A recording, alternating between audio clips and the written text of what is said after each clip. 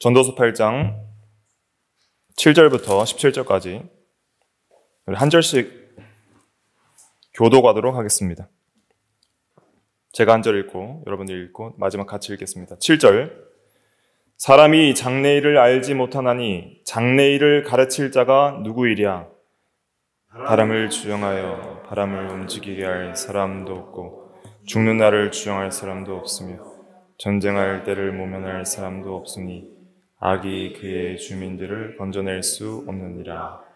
내가 이 모든 것들을 보고 해 아래에서 행하는 모든 일을 마음에 두고 살핀즉 사람이 사람을 주장하여 해롭게 하는 때가 있도다. 그런 후에 내가 본즉 악인들은 장사하시는 바 되어 거룩한 곳을 떠나 그들이 그렇게 행한 성읍 안에서 잊어버린 바 되었으니 이것도 헛되도다. 악한 일에 관한 징벌이 속히 실행되지 아니하므로 인생들이 악을 행하는 데 마음이 담대하도다. 죄인은 100번이나 악을 행하고도 장수하거니와 또한 내가 아노니 하나님을 경외하여 그를 경외하는 자들은 잘 될 것이요 악인은 잘 되지 못하며 장수하지 못하고 그날이 그림자와 같으리니 이는 하나님을 경외하지 아니함이니라.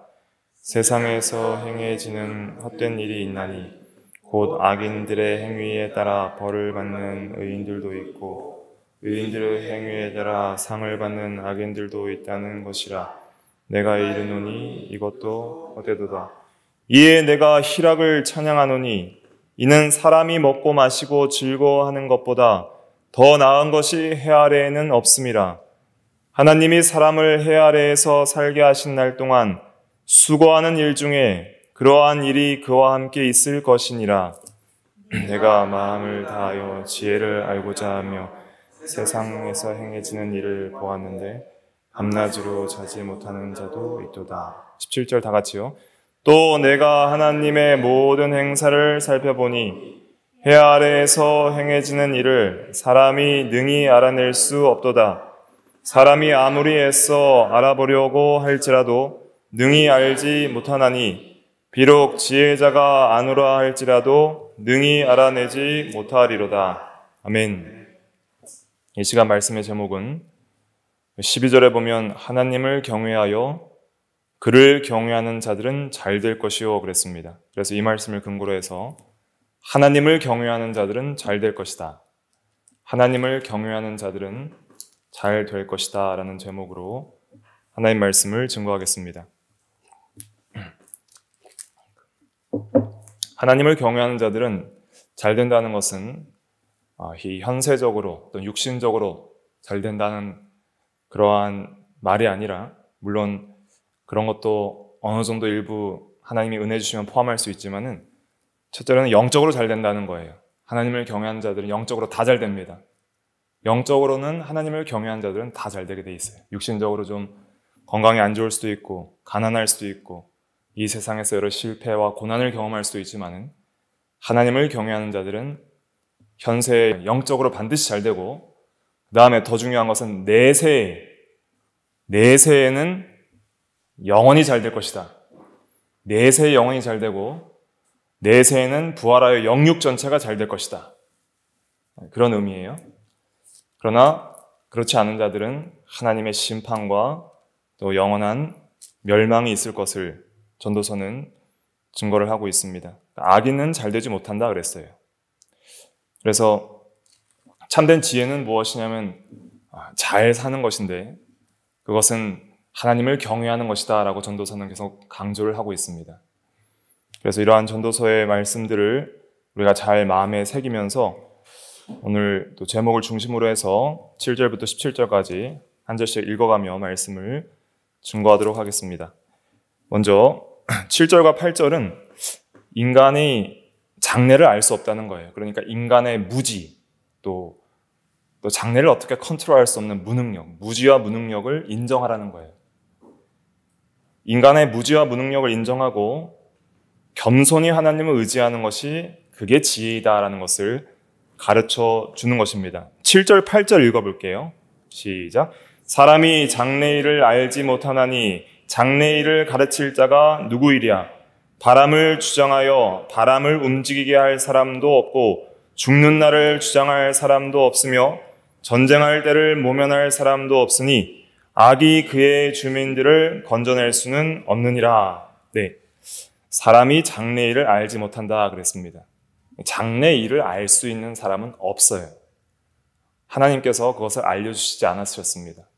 그것은 하나님의 주권에 달린 것이고 하나님만 아시는 거예요. 이 세상에서 장래의 여러 가지 일들을 예측하는 일들이 있죠. 예를 들면 일기예보도 예측할 수 있죠. 어느 정도. 그러나 완벽하게 예측할 수가 없어요. 예측한다 해도 돌연히 기후가 바뀌기도 하죠.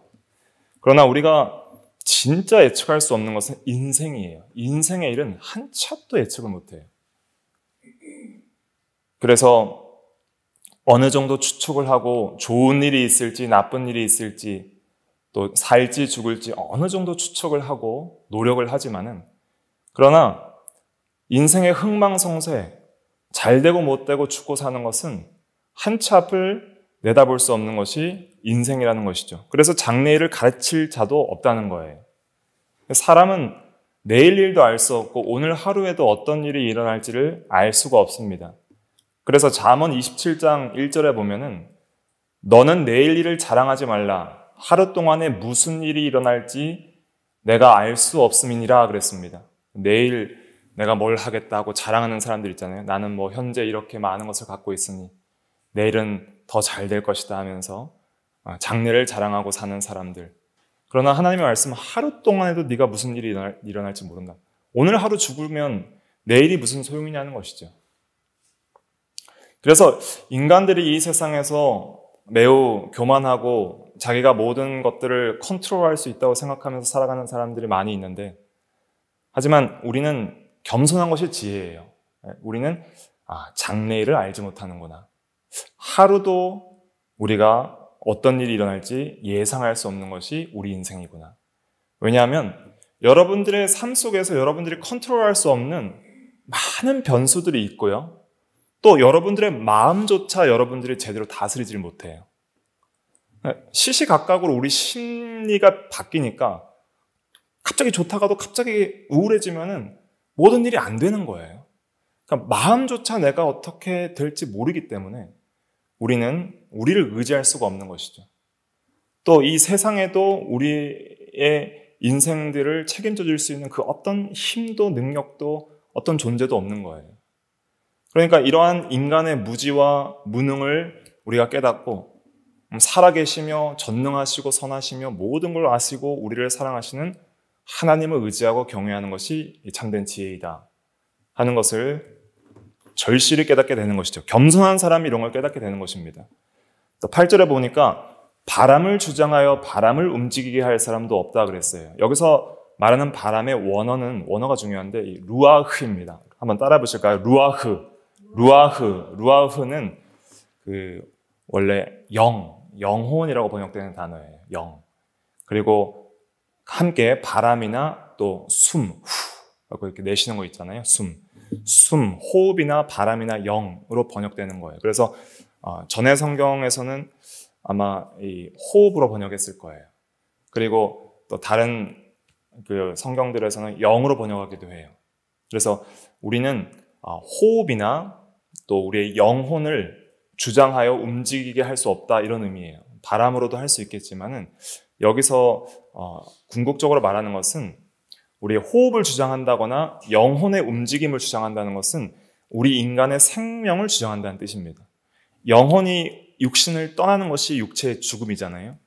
그리고 영혼이 육체 안에 있는 것이 육체의 생명이고 또 호흡이 끊어지는 것이 육체의 죽음이듯이 호흡이나 영혼을 주장한다는 것은 생명을 주장한다는 것인데 그러한 생명을 주장할 사람이 없다는 거예요.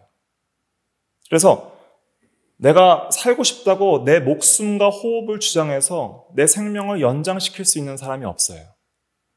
아무리 돈이 많은 부자라도 아무리 힘이 센 권력가라도 아니면 의학 기술을 가진 의사나 과학자라도 자기의 생명을 1초도 자기의 능력으로 연장시킬 수가 없는 거예요. 물론 의학기술로 어느 정도 노력은 할 수 있겠지만은 하나님이 정하신 때가 되면 더 이상 연장 불가능이에요. 그 죽을 때가 되면 더 이상 연장할 수가 없어요. 과학도 의술도 더 이상 연장시킬 수 없는 때가 있는 거예요. 또 죽는 날을 주장할 사람도 없다 그랬습니다. 죽을 때가 되어서 죽는 날을 연기하고 싶다 그런 마음이 들 때 그 죽는 날을 연기할 수 있는 사람도 없는 거예요. 또 전쟁이 갑자기 터져요. 이 현대에도 지금 전쟁이 우크라이나나 또 이스라엘이나 이렇게 국지적으로 전쟁이 나고 있잖아요. 그럴 때 그 전쟁이 일어난 나라에 가보면 참 비참해요. 많은 건물들이 파괴되고 상수도가 끊어지고 연약한 자들이 죽어가고 하는 것을 볼 때 전쟁이 없었으면 좋겠다고 하지만 전쟁이 갑자기 일어나면 모면할 수가 없는 거예요. 갑자기 우리나라에 전쟁이 일어나면은 또 징집 대상자들은 징집되고 어려움을 당할 수밖에 없는 거예요. 모면할 수 있는 사람이 없는 거예요. 갑자기 그런 전쟁은 좀 극심한 환란이죠. 전쟁이 뭐 국가적인 전쟁뿐 아니라 개인적인 사고 사건이 얼마나 많아요. 그것이 갑자기 일어나면은 모면할 수가 없는 것이죠. 그런데 어떤 사람들은 이제 악을 가지고 그것을 모면하려고 합니다. 이 악이 그의 주민들을 건져낼 수 없느니라 하는 것은 악한 자들은 자신의 그 악한 거짓말과 권력과 재력 등을 사용해서 힘으로 이렇게 대적하는 걸 가리켜요. 악한 자들은 보통 이 공의와 정의의 심판을 피하죠. 공의와 정의의 심판을 받게 할 때 이 자기의 어떤 여러 힘을 가지고 그런 공의와 정의의 심판을 피해 갑니다. 과거에는 어떤 군주들의 심판을 악한 자들은 대적하고 반란을 일으키면서 피했다면 오늘날은 재판의 어떤 바른 심판들을 거짓과 또 여러 권력과 재력으로 피하는 사람들이 많이 있습니다. 그러나 그런 악도, 그 악함도 하나님의 심판의 때에 그 심판으로부터 건져낼 수는 없다는 거예요. 어떤 악인도 하나님이 그 생명을 걷어가실 때에는 그것을 피할 악인이 없어요. 하나님이 때가 되면 다 부르시는 거예요. 그 생명을 걷어가시는 거예요. 이 세상에서 악한 권력자들이 많이 있었잖아요. 히틀러도 있고 스탈린도 있고 마오쩌둥도 있고 북한에는 김일성, 김정일도 있었지만 다 죽었어요. 때가 되면 다 죽는 거예요. 그 죽음의 힘을 피할 수 있는 그 어떤 악한 능력도 없다. 그래서 우리 인간이 참으로 무지하고 무능한 것을 우리가 인정해야 됩니다. 내가 잘났다고 생각하는 그러한 교만들을 내려놓고 우리가 우리 인간의 한계를 인정하는 것이 그게 지혜예요. 그리고 하나님의 주권에 달려있는 것은 하나님을 인정하고 생명도 하나님께 달려있는 거예요. 우리의 모든 생사화복도 하나님께 있습니다. 우리의 장래도 하나님께 달려있어요. 그걸 믿는 게 신앙이고 지혜인 거예요. 그게 하나님을 경외하는 거예요. 그러면 우리의 신앙은 어떻게 해야 되는가? 우리가 미래와 또 장래에 있을 일을 알 수 없으니까 매일을 겸손히 하나님을 믿고 의지하고 순종하는 것이 참으로 하나님을 바르게 신앙하는 것이고 그게 인생을 성경적으로 바르게 살아가는 것이다 하는 것을 알 수 있는 것이죠. 그래서 우리가 장래일을 알지 못해도 내일 일은 난 모르고 하루하루 살아도 하나님께서 우리를 사랑하시고 우리와 함께 하시고 가장 선한 길로 우리를 인도하신다는 것을 우리가 믿고 그 하나님을 우리가 의지한다면 우리는 하루를 하나님 안에서 안식하고 평안하게 살 수 있는 거예요. 하나님 아버지가 계신다는 게 얼마나 기뻐요. 장래를 책임져 줄 수 있는 그 어떤 세상의 세력도 능력도 사람도 없는데 하나님이 책임져 주시는 거예요. 하나님이 우리의 영혼까지 책임져 주시는 거예요. 내세와 영혼과 부활까지 책임져 주시니까 얼마나 감사해요. 그러니까 그리스도인들에게는 그 영적인 내적인 참된 안식과 평안이 있는 거예요. 그 다음에 9절부터 10절에 보면은 이 악한 자들이 이 역사하는 그러한 일들을 보게 되는데 9절부터 11절까지 한번 읽어볼까요? 9절부터 11절까지 시작. 내가 이 모든 것들을 보고 해 아래에서 행하는 모든 일을 마음에 두고 살핀즉 사람이 사람을 주장하여 해롭게 하는 때가 있도다. 네, 일단 여기까지 보고요. 이 말씀은 무슨 말씀이냐면 악한 자가 권세를 잡아서 다른 사람을 주장해서, 즉 권력으로 이렇게 주장함으로 해롭게 하는 때가 있다는 거예요. 이 해 아래에서는, 이 해 아래라는 것은 하나님의 관점이 아닌 이 세상적인 관점과 이 세상의 일들을 말하는 것이죠. 이 세상의 일들을 보면은 악한 자들이 다른 사람들을 괴롭게 하는, 해롭게 하는 이러한 일들이 많이 있습니다. 그 악한 자들은 권력을 가지고 사람들을 해롭게 하는데 10절에 보면은 그런 후에 내가 본즉 악인들은 장사 지낸 바 되어 거룩한 곳을 떠나 그들이 그렇게 행한 성읍 안에서 잊어버린 바 되었으니 이것도 헛되도다 그랬습니다. 그래서 악한 자들이 권력을 가지고 이제 다른 사람들을 주장하면서 해롭게 하다가, 근데 그 악한 자들도 곧 죽는다는 거예요. 거룩한 곳을 떠난다는 것은, 이 거룩한 곳은 박윤선 목사님은 이스라엘 땅을 가리킨다 그랬고, 또 뭐 거룩한 재판소나 어떤 하나님께서 이제 구약 이스라엘 나라에서는 이런 권력의 자리, 왕좌도 거룩하게 기름 부어 세웠기 때문에 그런 것도 거룩한 자리이죠.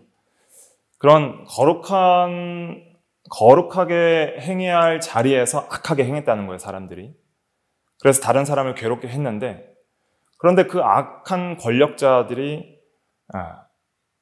오랫동안 장수하는 것이 아니라 곧 죽게 되고 또 성읍 안에서도 잊혀진 바 되었다는 거예요.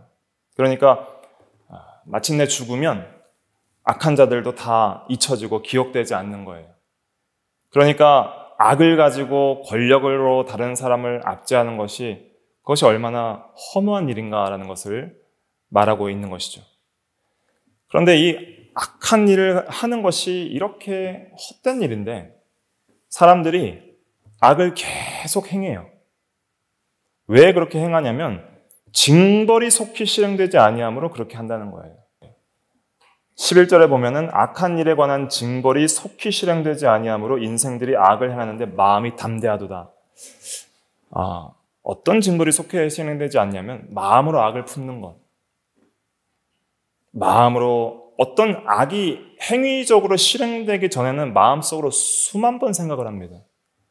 마음으로 악을 품어도 하나님의 심판이 속히 실행되지 않고, 그리고 조금씩 악을 행해도 이 세상에 악들이 만연한데도 그 악을 행할 때마다 즉각 징벌이 안 와요. 어떤 성공적인 사례들이 있으니까 계속 행하는 거예요. 그래서 악을 행하는데 마음이 담대하도다. 이걸 우리가 기억을 해야 됩니다. 내가 회개했지만 반복적으로 다시 짓고 있는 죄들을 왜 그렇게 죄를 짓냐면 하나님이 징벌을 속히 실행하지 않으니까 그런 거예요. 이 세상에 왜 악들이 계속적으로 만연하냐면 악을 행하자마자 바로바로 징벌을 하시면은 악이 억제가 될 텐데 그렇게 징벌을 속히 실행하지 않기 때문에 이 악이 만연하게 되는 것입니다. 그래서 이 세상 사람들은 하나님에 대해서 부정적으로 생각하는 사람들이 많이 있어요. 하나님에 대해서 왜 부정적으로 생각하냐면, 이건 잘 이해하셔야 되는데, 만약에 하나님이 살아계시다면, 하나님이 전능하시다면 왜 악을 막지 않느냐는 것이죠. 그럼 하나님이 전능하신데 악이 있다는 것은 하나님이 선하지 않는 것이 아니냐. 모든 것을 하나님께서 다스리시고 전능한 능력이 있다면 왜 악을 막을 능력이 없냐는 거예요. 악을 막을 능력이 있는데 안 막으신다면 그것은 악한 것이 아니냐, 이렇게 말하는 사람들이 있고, 또 만약에 하나님이 선하신데 악이 존재하고 막히지 않는다면 하나님은 무능한 것이 아니냐.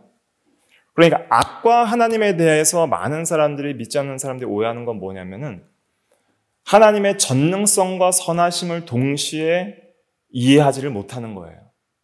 선하시고 전능하시다면 왜 악을 내버려 두느냐. 악을 내버려 두는 것을 보니까 둘 중에 하나다. 선하지 않던가 능력이 없던가. 그런데 하나님께서 악을 허용하세요. 지금도 악이 허용돼요. 우리가 짓는 죄도 오래 참으세요. 왜 그래요? 구원을 위해서 그러신 거예요. 구원을 위해서. 예수 그리스도를 통해서 죄인들을 구원하시려고 참으시는 거예요. 스데반 집사를 죽이는데 동조했던 사도 바울 바로 죽였으면 지옥 가는 거예요. 참으시잖아요, 하나님이. 예수님이 불의한 재판을 받고 죽으시는데 안 참으셨으면 불의한 죄인들 다 죽고 우리도 죽어야 돼요. 우리도 지옥 가야 돼요. 그런데 오래 참으시잖아요. 오래. 왜냐하면 죄인을 구원하시기 위해서 그 어떤 악한 죄인이라도 하나님께서 택한 자들을 구원하시려고 참으시는 거예요. 그래서 베드로후서 3장 9절에 보면은 베드로후서 3장 9절 한번 찾아볼까요? 중요한 요절이니까. 다 같이 한번 읽어볼까요? 시작. 주의 약속은 어떤 이들이 더디다고 생각하는 것 같이 더딘 것이 아니라 오직 주께서는 너희를 대하여 오래 참으사 아무도 멸망하지 아니하고 다 회개하기에 이르기를 원하시느니라. 네. 주의 약속은, 이 약속이 뭐냐면 재림을 가리키는 거예요. 재림. 재림은 곧 심판이에요. 주님 재림하시면 이제 세상 끝이고 모든 악인들은 반드시 그 행한 대로 심판받아요. 재림 때까지 회개하지 않는 자들은 다 죽는 거예요. 또 개인적인 죽음, 종말 때까지 회개하지 않는 자들은 다 심판을 받아요. 그러나 오래 참으사, 악을 오래 참아주시는 거예요. 그리고 아무도 멸망하지 아니하고, 이것은 너희를 대하여 오래 참으사 했으니까 이 너희의 대상은 성도, 택한 자들을 가리키는 거예요. 택한 자들에 대하여 오래 참으사 모든 택한 자들이 아무도 멸망하지 아니하고 다 회개하여 구원에 이르기를 원하시기 때문에 지금도 참으시는 거예요. 징벌이 속히 실행되지 아니했다 그랬지 실행이 안 된다는 말이 아니에요. 징벌 지연이에요. 반드시 실행됩니다. 그러나 이 지연의 때에는 구원의 때예요. 회개하고 돌이키도록 하나님이 참아주시는 거예요. 그래서 나에게도 적용해야 돼요. 나도 안 참아주셨다면 나는 죽어마땅한 죄인이다. 그러나 하나님께서 지금도 나를 참으시고 회개하고 돌이키길 기다리신다. 예수 믿은 성도들도 시시때때로 죄 지을 때마다 바로바로 즉각 쳤으면 우린 죽어야 돼요. 아나니아 삽비에라처럼 죄 지으면 그래 즉각 형벌하고 천국 가더라도 죽어야 되는 거예요. 그런데 매일 죄를 짓고 다소간의 죄를 짓고 순종함에 부족하면 죄를 짓는데도 아직도 살아있어요. 우리가. 왜 살아있어요? 회개하고 돌이켜서 거룩하게 살라는 거예요. 거룩하게 살 기회를 주시는 거예요. 하나님을 경외할 기회를 주시는 거예요. 믿음으로 순종할 기회들을 주시는 거예요. 하나님을 의지할 그러한 기회를 주시는 거예요. 그러니까 세월을 아껴야 됩니다. 때가 악합니다. 오래 참으시는 것입니다. 하나님을 만우리 여기면 안 됩니다. 하나님이 전능하지 않아서가 아니에요. 선하시지 않아서가 아니에요. 오히려 긍휼과 사랑으로 다 오래 회개하기를 기다리시고 참으시는 것이죠. 그러니까 우리가 이 세상에서 악을 경험한다 하더라도 하나님께서 반드시 그 공의대로 심판하실 것이고 지금은 구원의 때에 있기 때문에 오래 참으시는 것을 알고 감사함으로 모든 것을 인내해야 됩니다. 그 다음 12절부터 보면은 13절까지 한번 읽어볼까요? 12절 13절 시작. 죄인은 100번이나 악을 행하고도 장수하거니와 또한 내가 아노니 하나님을 경외하여 그를 경외하는 자들은 잘될 것이요 악인은 잘되지 못하며 장수하지 못하고 그날이 그림자와 같으리니 이는 하나님을 경외하지 아니함이니라. 네, 죄인은 100번이나 악을 행하고도 장수한다 그랬어요. 오래 참으시는 거예요, 하나님께서. 그리고 당장 멸망하지 않고 장수해요. 형통하기도 하고. 하지만 궁극적으로는 13절에 보니까 악인은 잘되지 못하고 장수하지 못한다 그랬어요. 그것은 어떤 의미냐면 현세적으로, 일시적으로 이 세상에서는 죄인들이 일시적으로, 현세적으로 형통해 보이고 장수해 보여요. 그러나 하나님을 경외하는 자와 비교해서는 장수하지 못한다는 거예요. 또 영혼의 관점에서 볼 때에는 장수하지 못한다는 거예요. 오히려 하나님을 경외하는 자는 이 세상에서 일찍 죽어도 영원히 살 것이요. 또 내세에서 영원히 살 것이고 영생을 얻을 것이기 때문에 잘 될 것입니다. 하나님을 경외하는 자는 먼저 영혼이 잘 되고 또 영육 전체가 잘 되는 거예요. 그러니까 하나님을 경외하는 자들은 영혼이 잘 되는 길을 걸어가야 됩니다. 육체가 잘 되는 길을 걸어가시면 안 돼요. 영적 생명이 사는 길을 걸어가야 하는 거예요. 사드락과 메삭과 아벳느고는 풀무불 가운데서도 계명을 순종하여 풀무불에 들어간 것이죠. 왜냐하면 영혼이 잘 되는 길을 걸어가는 거예요. 계명 순종은 영적 생명의 길이고 우상에게 절하는 것은 육신의 생명이 사는 길이에요. 무엇을 택할 것인가? 여호와냐 아니면은 우상이냐? 이 세상에서도 돈이냐? 하나님이냐? 죄냐? 하나님이냐? 여호와를 경외하고 그의 계명을 지키는 것이 영적 생명이 사는 길입니다. 영적 생명이 사는 길을 택하는 것. 내 영혼이 사는 길을 택하는 것. 진리를 순종하는 의의 길을 택하는 것. 여호와를 경외하는 사람들만 할 수 있어요. 하나님을 두려워하는 사람만 그 길을 택합니다. 그게 하나님의 은혜예요. 내가 잘나서 그 길을 택하는 게 아니라 하나님이 은혜 주셔서 영적인 깨달음과 믿음을 주셔서 하나님을 의지하는 자들에게 하나님의 은혜를 주시니까 그 길을 택하는 거예요. 사드락과 메삭과 아벳느고가 처음부터 우상에게 절하지 않는 그런 순교적 신앙을 가진 게 아니에요. 다니엘이 사자굴 앞에서도 기도하는 그런 순교적 신앙을 그냥 갑자기 가진 게 아니에요. 평소에 하나님을 의지하고 평소에 하나님을 사랑하고 평소에 기도하고 평소에 말씀 읽고 평소에 하나님을 의지하는 그 매일의 삶 속에서의 습관적인 하나님 경외의 신앙이 시험의 때에 드러나는 거예요. 시험의 때. 시험이라는 것은 평소 어떻게 신앙생활하는 건지 시험 쳐보시는 거예요. 하나님께서. 그때 이 합격이 되는 이유는 무엇이냐면 평소에 신앙생활을 잘했다는 거예요. 하나님을 겸손히 의지했다는 거예요. 그래서 하나님을 경외하는 자들은 영혼이 잘 되는 길을 택하는 거예요. 그것이 영생의 길이고 그것이 참된 지혜의 길이고 그것이 성도가 이 세상에서 잘 사는 길이에요. 그런데 악인들은 이 세상에서 100번이나 악을 행해도 장수하는 것 같지만은 13절 보니까 잘 되지 못하며 장수하지 못하고 그날이 그림자와 같으리니 인생이 아무리 길어도 80, 90세를 살아도 하나님의 관점에서는 그림자 같다는 거예요. 잠깐 보이다가 없어지는 그런 빛이 비치면 사라지는 안개와 같은 인생. 그것이 인간의 수명이에요. 왜냐하면 하나님은 천년이 하루같이 하루가 천년같이 여기시는 영원하신 분이시거든요. 영원의 관점에서 볼 때 이 세상에서 100년이 얼마나 짧겠어요. 순간의 경점 같다는 거예요. 근데 사람들은 그걸 잘 몰라요. 영원의 세계가 있다는 걸 몰라요.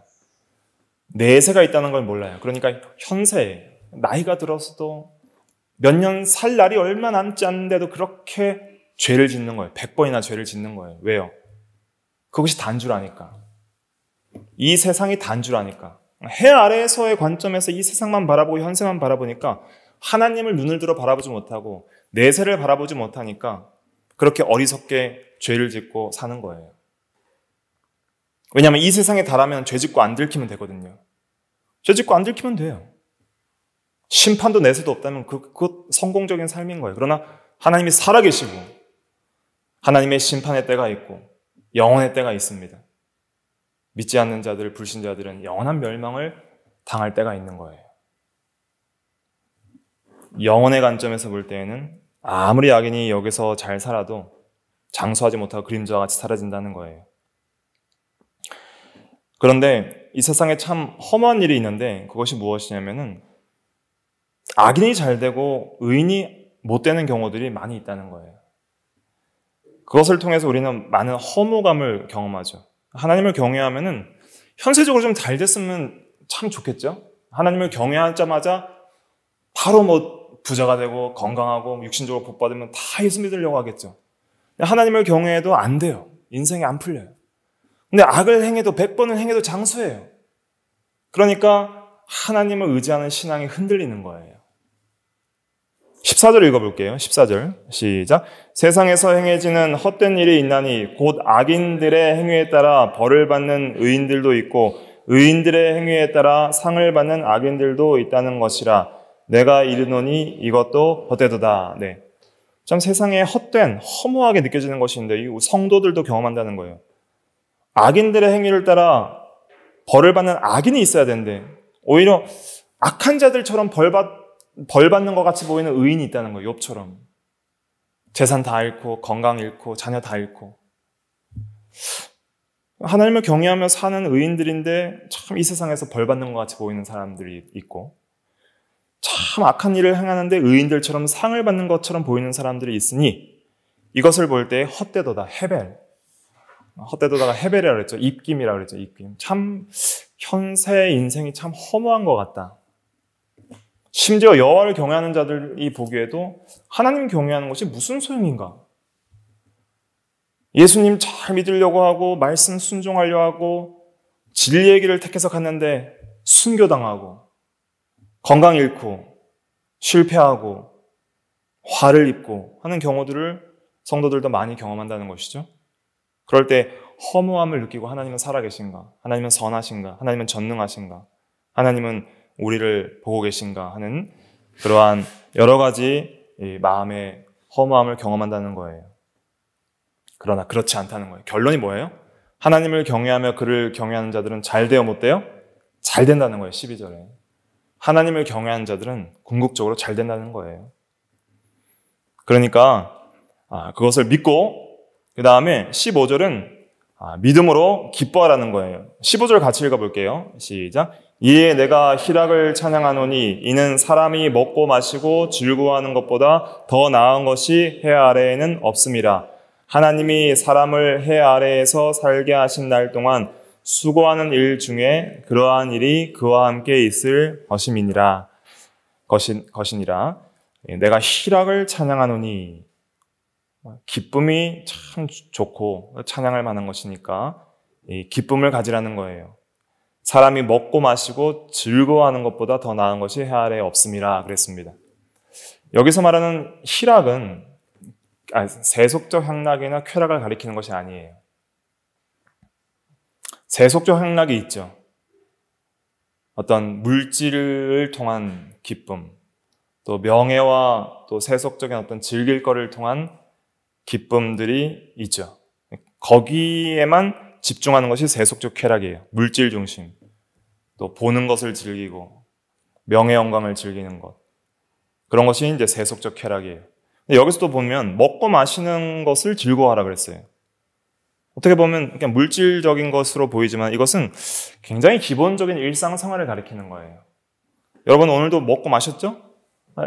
가장 기본적인 일상생활 속에서 기쁨을 가지라는 거예요. 또 내가 하는 일 속에서 기쁨을 가지라는 거예요. 여러분들이 어떤 일을 하고 계시든 아니면 쉬고 계시더라도 수고하는 일 중에서 해 아래에서 하나님이 살게 하시는 날 동안 수고하는 일 중에서 희락, 기쁨을 가지라는 거예요. 여기서 말하는 기쁨은 영적 기쁨을 가리키는 것입니다. 어떤 세속적 기쁨이 아니에요. 그래서 데살로니가전서 5장 16절에도 항상 기뻐하라 그랬죠? 또 빌립보서 4장 4절에 보면 주 안에서 기뻐하라 그랬죠? 이러한 기쁨, 어떤 하나님 안에서의 영적 기쁨을 가리키는데, 그래서 이 먹고 마시는 일상생활 속에서 우리가 항상 신령한 양식과 생명수를 마시고 그리스도를 먹고 마시고, 그리스도를 먹고 마신다는 것은 항상 그리스도를 먹듯이 의지하고 믿는다는 거예요. 마음으로 그리스도를 영접하고 내 안에 모시고 내 안에 그리스도가 계시고 그리스도가 나의 생명이 되시고 나의 힘이 되시고 나의 기쁨이 되시도록 산다는 거예요. 예수가 나의 힘이고 예수가 나의 소망이고 예수가 나의 기쁨이고 예수가 나의 양식이에요. 예수를 의지함으로써 내 영혼이 살고 육신도 주님이 주시는 은혜로 사는 것을 믿고 그렇게 하루하루를 기쁨으로 살아가는 거예요. 오늘 주신 먹고 마시는 음식도 하나님이 주신 일용할 양식으로 믿고 감사함으로 자족하면서 기쁨으로 먹고, 항상 하나님을 경외하며 먹고 마시고 하나님을 의지하며 먹고 마시고 하나님을 사랑하며 순종하며 먹고 마시는 모든 일상생활 속에서 하나님이 주시는 영적 기쁨이 있어요. 이 영적 기쁨을 누리는 게 중요해요. 이 영적 기쁨은 첫째로는 이 구원의 기쁨이에요. 구원받았으니까 얼마나 기뻐요. 그래서 한나는 사무엘상 2장 1절에 보면 내 마음이 여호와로 말미암아 즐거워하며 내가 주의 구원으로 말미암아 기뻐함이니이다 그랬어요. 하박국 선지자도 나라가 망하고 어려운 가운데 하박국 3장 17절에 비록 무화과 나무가 무성하지 못하고 포도나무에 열매가 없고 감람나무에 소출이 없고 또 밭에 먹을 것이 없고 또 그 우리의 양이 없고 외양간에 소가 없을지라도 내가 여호와로 말미암아 즐거워하며 내 구원의 하나님으로 말미암아 기뻐하리로다. 하나님의 존재로 즐거워하고 하나님이 주시는 구원으로 기뻐하는 거예요. 그래서 베드로전서 1장 8절은 이렇게 말하고 있어요. 너희가 예수를 보지 못하지만 사랑하는도다. 지금도 보지 못하지만 믿고 말할 수 없는 영광스러운 즐거움으로 기뻐하니 믿음의 결국 영혼의 구원을 받음이라. 믿음의 결국 영혼의 구원을 받음이라. 말할 수 없는 영광스러운 즐거움으로 기뻐한다 그랬어요. 한번 찾아볼까요? 베드로전서 1장 8절 9절 외우세요. 요절입니다. 베드로전서 1장 8절 9절 같이 읽어볼게요. 시작. 예수를 너희가 보지 못하였으나 사랑하는도다. 이제도 보지 못하나 믿고 말할 수 없는 영광스러운 즐거움으로 기뻐하니 믿음의 결국 곧 영혼의 구원을 받음이라. 믿음의 결국 곧 영혼의 구원을 받음이라. 영적 생명이 살아났다는 거예요. 영적 생명이 살았다. 산 생명이 있는 거예요. 산 생명. 예수 그리스도의 부활의 능력으로 말미암아 죽은 자 가운데서 살리시는 그 능력으로 말미암아 우리의 영혼이 살아나서 하나님을 알게 되고 예수를 보지 못하지만은 즐거워한다는 거예요. 즐거워해요. 지금도 보지 못하지만은 믿고 말할 수 없는 영광스러운 즐거움으로 기뻐하니 믿음의 결국 영혼의 구원을 받음이라. 영혼이 산 사람은 예수님을 안 보여도 믿어져요. 왜냐하면 예수님이 내 안에 계시거든요. 예수님은 육체적으로는 하나님 보좌 우편에 계시지만은 그러나 영적으로는 그의 성령으로 말미암아 우리를 고와 같이 버리지 아니하셔서 세상 끝날까지 우리와 함께 계신다 그랬어요. 그 함께 계심의 증거가 믿는 자 속에 있어요. 예수 믿는 것은 받은 증거 많아요. 주님이 살아 계셔요. 제 안에도 예수님이 계신 것을 확실히 알아요. 어떻게 알아요? 믿음으로 아는 거예요. 믿음으로. 예수님께서 내 안에 계셔서 진리를 믿게 하시고 하나님의 존재를 믿게 하시고 진리 안에서 기뻐하게 하시고 그래서 이 예수 믿는 영적 기쁨은 구원의 기쁨이고 죄사함의 기쁨이고 또 진리와 함께 기뻐하는 거예요. 진리와 함께. 그래서 고린도전서 13장 6절에 보면은 불의를 기뻐하지 아니하고 진리와 함께 기뻐한다 그랬어요. 사랑의 세계는 진리와 함께 기뻐하는 세계예요. 그래서 영적 기쁨이란 건 이런 거예요. 하나님으로 말미암아 기뻐하고 구원으로 말미암아 기뻐하고 진리와 함께 기뻐하고 이 영적인 세계는 사랑의 세계이기 때문에 사랑함으로 기뻐하는 거예요. 사랑하면 기뻐요. 사람이 사랑할 때 제일 기쁘거든요. 하나님을 사랑함으로 기뻐하고 그 다음에 빛의 세계이기 때문에 빛은 지식과 의와 생명을 상징하는 거예요. 그러니까 진리를 깨달을 때 기쁘는 거예요. 진리를 깨달을 때. 진리를 알 때 기쁘고 또 빛은 의를 상징하기 때문에 거룩하게 살 때 기쁜 거예요. 거룩하게. 성도의 기쁨은 여호와를 경외하며 거룩한 삶을 살아갈 때 거기서 기쁨이 나오는 거예요. 이 세속적 기쁨은 잠깐 있다 사라지는 것이고 죄악의 낙을 누리는 기쁨은 쓴 것이 있어요. 항상 죄 짓고 기뻐하는 것은 순간의 쾌락은 있지만 그 뒤에 쓴 것이 따라와요. 하나님의 형벌과 징벌이 따라오고 고통이 따라오고 근심이 따라와요. 그러나 영적 기쁨은 영원해요. 그리고 그 마음속 깊은 곳에 만족을 줘요. 그래서 예수님께서도 수가성 여인에게 찾아오셔서 그 요한복음 4장에 그랬잖아요. 이 물을 마시는 자마다 다시 목마르려니와. 세속적 기쁨은 그렇다는 거예요. 만족이 없어요. 그러나 내가 주는 물을 마시는 자는, 내가 주는 물이란 건 뭐예요? 물은 생명을 가리키는 거예요. 생명, 생수. 내가 주는 물을 마시는 자는 영원히 목마르지 아니하리니 내가 주는 물은 그 속에서 속은 뭐예요? 육신적으로는 배를 가리키지만 영적으로는 그 마음과 영혼을 가리키는 거예요. 그 속에서 영생하도록 솟아나는 샘물이 되리라. 그 영혼 속에서 계속적으로 멈추지 않고 솟아나는 영적 생명이 된다는 거예요. 그 영적 생명의 정체가 뭐냐면은 계속적으로 살아있게 하는 능력이에요. 생명이 뭐라 그랬어요? 살아있게 하는 힘 그 자체예요. 계속적으로 뭔지는 모르겠지만 역동하고 활동하고 기쁘고 힘있고 도전적이고 진취적이고 뭔가를 살아있게 하는 그 어떤 신비한 힘이 있는데 그게 생명이에요. 생명은 하나님께서 내신 거예요. 세상이 만들어낼 수 없는 거예요. 과학이 만들어낼 수 없고 인간이 창조할 수 없는 거. 하나님이 생명이시기 때문에 생명은 하나님으로부터 오는 거예요. 영적 생명도 하나님이 주시는 거예요. 영생하도록 솟아나는 계속 그 생명이 있어요. 그 생명 때문에 오늘도 우리가 예배하는 거예요. 여러분들 영적 생명이 있으니까 하나님을 예배하는 거예요. 그 생명의 힘이 오늘도 여러분들 이 자리를 이끄는 거예요.